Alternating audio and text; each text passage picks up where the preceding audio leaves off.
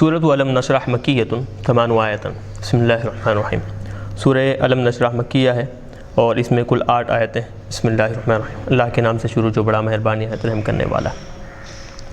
علم نشرح لک صدرک، کیا ہم نے آپ کے لیے اے حبیب صلی اللہ علیہ وسلم آپ کے سینے کو شرح نہیں کیا، سینے کو نہیں کھولا؟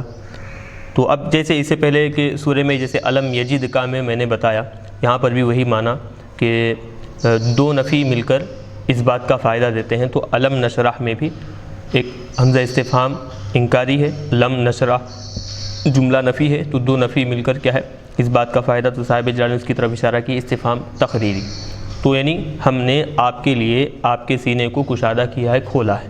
شرحنا سے صاحب جلال نے اس کی وضاحت کر رہے ہیں۔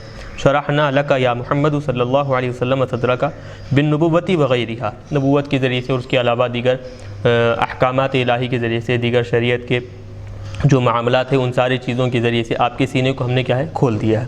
تو یہاں سے ہے شرح صدر یہاں سے مراد ہے۔ تو اب دیکھیں اسی آیت سے بتایا جاتا ہے کہ شق صدر مراد لیا گیا ہے۔ شق صدر کا مطلب یہ کہ آقا علیہ الصلوۃ والسلام کا سینہ شق کیا گیا تھا، پھاڑا گیا تھا، پھر اس کے بعد قلب اطہر کو نکال کر اس کو مختلف انداز میں غسل دے کر پھر دوبارہ آقا علیہ الصلوۃ والسلام کے سینے کو ویسے ہی بند کیا گیا جیسے پہلے تھا۔ تو یہ شق صدر تاریخ اسلام میں حضور پاک علیہ الصلوۃ والسلام کی سیرت میں بہت زیادہ مشہور ہے۔ بتایا جاتا ہے کہ اس میں اختلاف ہے کہ کتنی مرتبہ آقا علیہ الصلوۃ والسلام کو شق صدر ہوا، تو بعض نے کہا کہ 2 مرتبہ، بعض نے کہا 3 مرتبہ، بعض نے کہا 4 مرتبہ آقا علیہ الصلوۃ والسلام کو شق صدر ہوا۔ مشہور جو واقعات ہیں 2 مرتبہ ہونے کے، ایک بچپن میں جو ابھی آپ بچپنی کی عمر میں کھیل کود میں مصروف تھے، آپ کے بہن صاحبہ کے ساتھ کھیلنے گئے تھے، تو وہاں پر ایک مرتبہ حضرت جبرائیل کے ذریعے سے شق صدر ہوا، اور معراج کی رات میں ایک مرتبہ۔ یہ جو مشہور ہے یہ تو 2 ہیں، لیکن بتایا جاتا ہے کہ 2 ہی نہیں بلکہ اس کے علاوہ اور 2 یا 3 مقامات پر آقا علیہ الصلوۃ والسلام کا شق صدر ہوا ہے۔ تو بہرحال اس میں ایک اشارہ ملتا ہے کہ شرح صدر سے مراد شق صدر ہے۔ چلیے آگے بتا رہے ہیں وَوَضَعْنَا عَنْكَ وِزْرَكَ۔ وضع یضع کے اصل معنی آتے ہیں رکھ دینا، یہاں پر مراد بتا رہے ہیں کہ ہلکا کر دینا۔ حَطَطْنَا عَنْكَ وِزْرَكَ، آپ کے بوجھ کو آپ سے ہم نے کیا کیا، ہلکا کر دیا، اتار دیا۔ حَطَطْنَا، حَتَّى يَحُطُّ کے اصل معنی آتے ہیں کہ گر جانا، تو مراد یہاں پر کیا ہے اتار دینا۔ آپ سے آپ کے بوجھ کو ہم نے کیا کیا، ہلکا کر دیا، اتار دیا۔ الذی، وہ بوجھ کے جو انقض ظہرک، آپ کے پشت کو بالکل وزنی کر دیا تھا، بوجھل کر دیا تھا، جو آپ کے پشت کو بالکل وزنی اور بوجھل کر دیا تھا، اس بوجھ کو ہم نے کیا ہے آپ سے ہم نے اتار دیا ہے، یہ معنی وہ ہوا۔ اور یہ جو جملہ ہے بالکل ویسے ہی ہے جیسے کہ لیغفر لک اللہ ما تقدم من ذنبک وما تأخر، کہ تاکہ اللہ تبارک و تعالی آپ سے آپ کے جو اگلے پچھلے جو خلاف اولا کام سرزد ہوئے ہیں اس کو معاف فرما دے۔ تو بالکل ویسے ہی یہاں پر اس میں یہ بات نکالیں گے کہ اس میں اشارہ بھی ملتا ہے۔ تو یہ جو کلام ہے یہ کلام بالکل ویسے ہی ہے جیسے وَوَضَعْنَا عَنْكَ وِزْرَكَ الَّذِي أَنقَضَ ظَهْرَكَ، بالکل دونوں ایک جیسے کلام ہے۔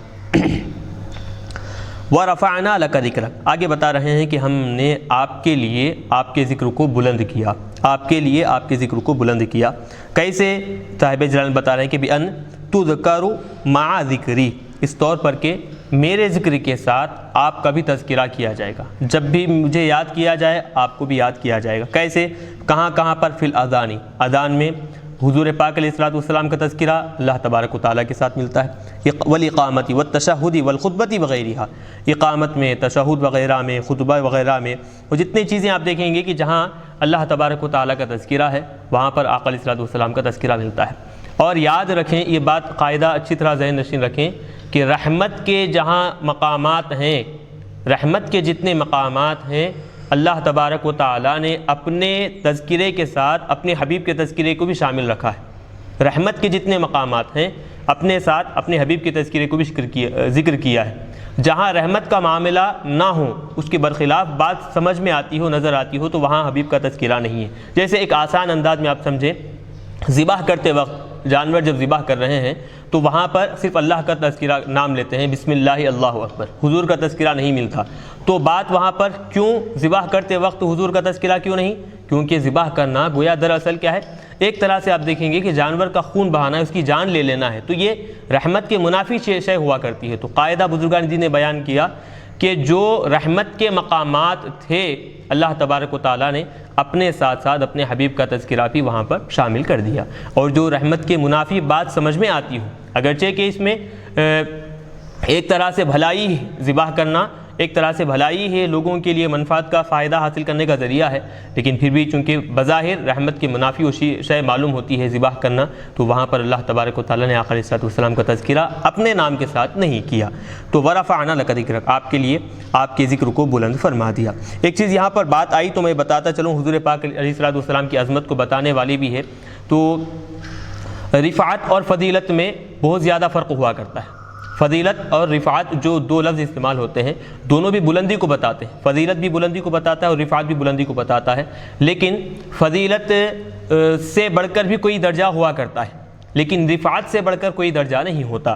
تو آقا علیہ السلام کو اللہ تبارک و تعالیٰ نے ایسا درجہ عطا فرمایا کہ اس سے بڑھ کر کوئی اور درجہ دنیا میں اللہ تبارک و تعالیٰ نے بنایا ہی نہیں ہے۔ تو رفعنا لک ذکرک فإن مع العسر یسرا، اب آگے بتا رہے ہیں کہ بے شک تنگی کے ساتھ یسرن سہولت، نرمی، آسانی اللہ تبارک و تعالیٰ نے رکھی ہے۔ ان مع العسر یسرا، بے شک تنگی کے ساتھ آسانی اور نرمی سہولت اللہ تبارک و تعالیٰ نے رکھی ہے۔ اور پھر مفتی صاحب یہ تنگی کا تھوڑا سا آسان، تنگی یعنی کہ تنگی اعتبار دیکھیں، ہر اعتبار سے تنگی، رزق میں تنگی ہے، پریشانیاں ہیں اور پھر مشکلات ہیں، یہ ساری چیزیں اس لفظ میں عسر یعنی تنگ دستی، سختی یہ مراد ہے۔ تو تنگ دستی جس اعتبار سے بھی ہو، شدت، سختی ہو، رزق میں تنگی ہو یا پھر مال میں تنگی ہو یا پھر دیگر معاملات میں تنگی ہو، تو تنگی جو ہوتی ہے تو اس کے بعد اللہ تبارک و تعالیٰ کی طرف سے سہولت آ جاتی ہے، نرمی آ جاتی ہے۔ تو بتا رہے ہیں کہ تنگی کے ساتھ سہولت یعنی تنگ دستی کے ساتھ سہولت اللہ تبارک و تعالیٰ نے رکھی ہے۔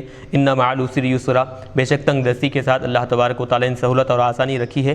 اور حضور پاک علیہ السلام اب اس کی وضاحت کر رہے ہیں کہ تنگ دستی کے ساتھ سہولت کیسی ہے، تو بتا رہے ہیں والنبی صلی اللہ علیہ وسلم قاسا من الکفار شدتاً، اور پھر آقا علیہ السلام کا معاملہ یہ ہے کہ کافروں کی طرف سے آقا علیہ السلام بہت زیادہ سختی اور تنگی کو برداشت کیے۔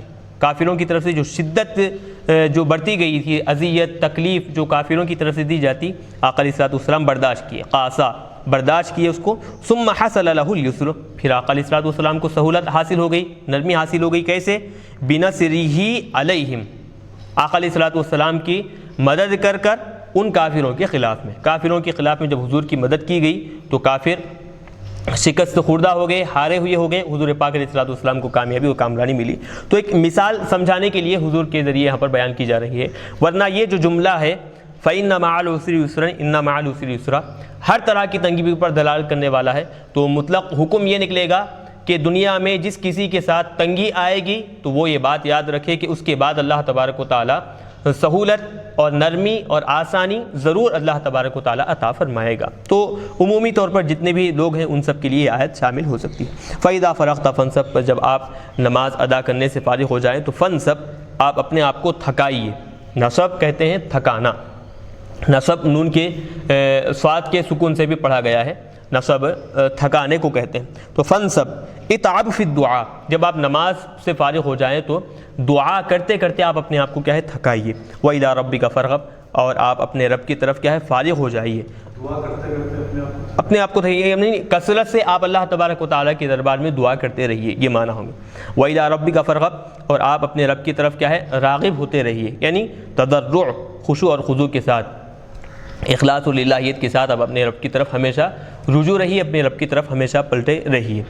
تو اب یہاں پر ایک تو ہم نے یہ تفسیر بیان کی، ایک بات یاد رکھیں کہ فَإِذَا فَرَغْتَ فَانْصَبْ میں یہ خاص طور پر دو چیزوں کا تذکرہ ملتا ہے۔ ایک تو یہ کہ پہلے نماز کی اہمیت ہے، نماز ادا کرنے کے بعد آپ جو وقت گزرے گا اس میں وہ کیا ہے دعا میں کثرت سے آپ دعا کرتے رہیں۔ تو دعا کثرت سے کرنے کا مطلب یہ ہے کہ مختصر دعا ہو اور پھر جامع دعا ہو۔ کثرت سے دعا کرنے کا مطلب یہ نہیں کہ آپ ہر چیز کی ایک ایک چیز کو آپ دعا میں مانگ رہے ہیں کہ باری تعالیٰ مجھے ایک چیز، یہ گھر عطا فرما، گاڑی عطا فرما، اور پھر بینک بیلنس عطا فرما، مجھے یہ عطا فرما، مجھے یہ عطا فرما، مجھے یہ عطا فرما۔ یہ جو لمبی دعا جو کی جاتی ہے احادیث مبارکہ میں ایسی لمبی دعا کرنے سے منع فرمایا گیا ہے۔ بلکہ طریقہ کیا ہے؟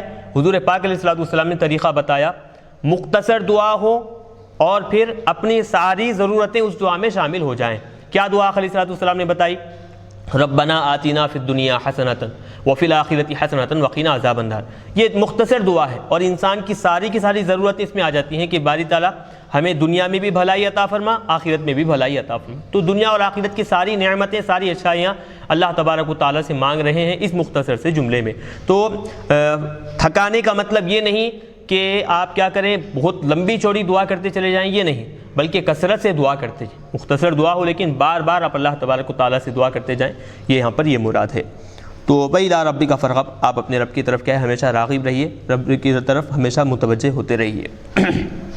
یہاں پر وہی معاملہ دیکھیں، خطاب حضور سے ہے لیکن حکم ساری امت محمدیہ کو دیا جا رہا ہے۔